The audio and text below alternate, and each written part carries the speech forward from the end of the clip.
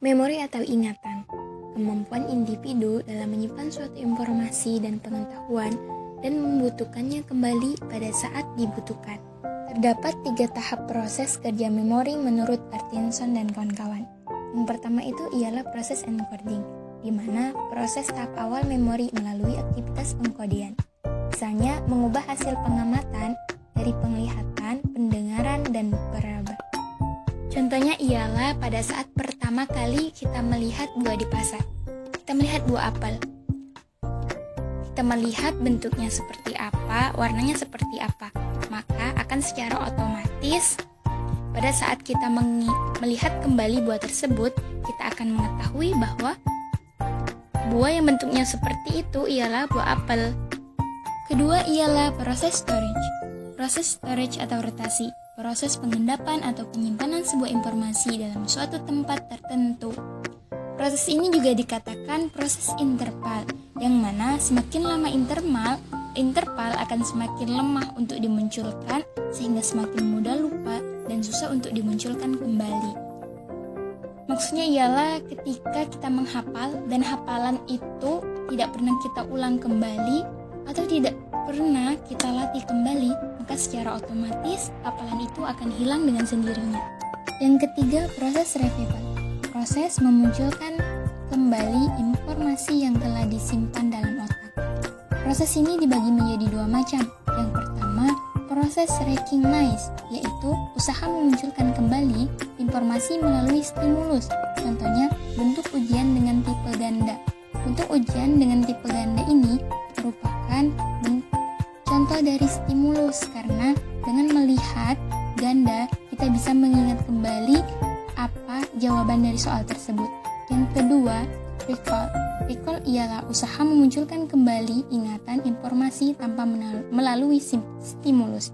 Contohnya, ujian dengan menggunakan tipe esai. Di sini tidak menggunakan stimulus, karena mengapa? Karena kita hanya mengendalikan ingatan untuk mengisi jawaban tersebut. Rentang waktu suatu ingatan. Ada memori sensoris, ada memori jangka pendek yaitu short term memory, ada memori jangka panjang, long term memory, ada juga memori pertengahan atau memori kerja, working memory. Yang pertama ialah memori sensoris. Memori sensoris berkaitan juga dengan informasi yang diperoleh dari penerima panca indera melalui saraf sensoris dalam jangka waktu yang sangat pendek. Contohnya ialah pada saat kita baru pertama kali mendengar suara orang, otomatis kita belum bisa mengenali suara tersebut. Ini contoh sensoris panca indera pendengaran. Karena kita baru pertama kali mendengar suara orang tersebut, maka butuh beberapa kali untuk kita bisa mengenali suara tersebut. Kedua, memori jangka pendek atau short term memory merupakan jenis memori yang bekerja sangat singkat dan hanya bertahap sesaat.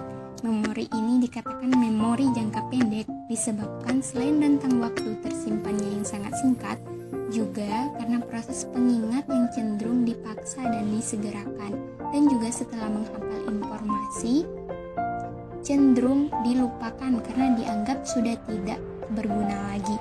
Contohnya, pada saat kita diperintahkan untuk menyampaikan sesuatu kepada seseorang dan pesan itu tidak terlalu penting bagi kita. Setelah kita sudah menyampaikan pesan tersebut kepada penerima pesan, maka cenderung kita akan melupakan pesan tersebut.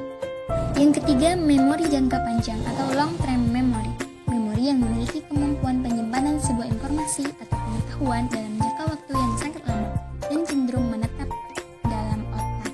Contohnya, jika kita mengalami trauma pada sesuatu, memori itu tidak akan pernah terlupakan dan akan menetap di dalam memori.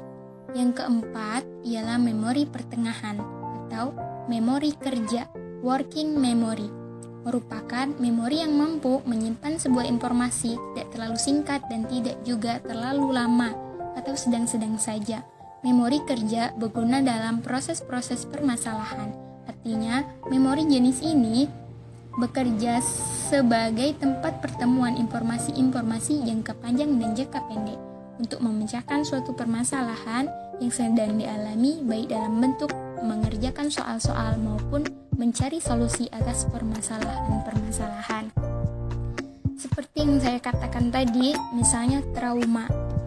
Pada memori jangka panjang, trauma terhadap sesuatu mungkin tidak bisa dilupakan karena ada fungsi memori kerja di sini. Dengan adanya pertemuan memori jangka panjang dan jangka pendek, pada memori jangka pendek mungkin kejadian trauma tersebut akan dimaafkan. Karena mengapa? Karena bertanggapan bahwasanya trauma itu adalah kejadian yang masa lalu dan tidak perlu diingat.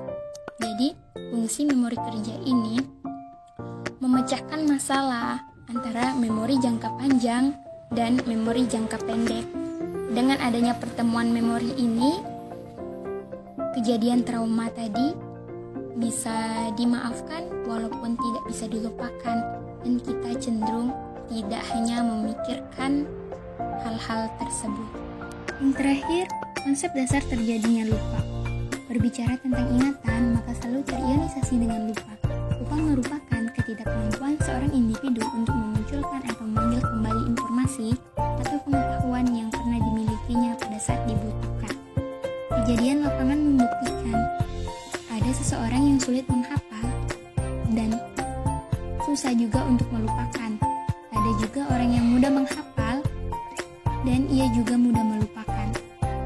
Telah kita ketahui bersama bahwa setiap individu itu berbeda-beda kualitas otaknya, dan kita tidak bisa menyamakan seseorang dengan orang lain, karena sesuatu itu sesuai dengan kadarnya masing-masing.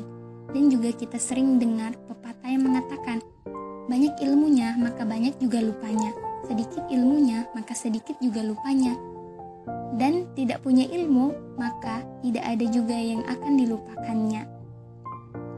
Konsep dasar terjadinya lupa menurut Wickel ada 3. Yang pertama ialah lupa terjadi karena bekas-bekas ingatan yang tidak digunakan lama-kelamaan terhapus dengan berlangsungnya waktu. Yang kedua, lupa terjadi karena adanya gangguan dari informasi yang baru masuk ke dalam ingatan terhadap informasi yang telah lama tersimpan di dalam ingatan.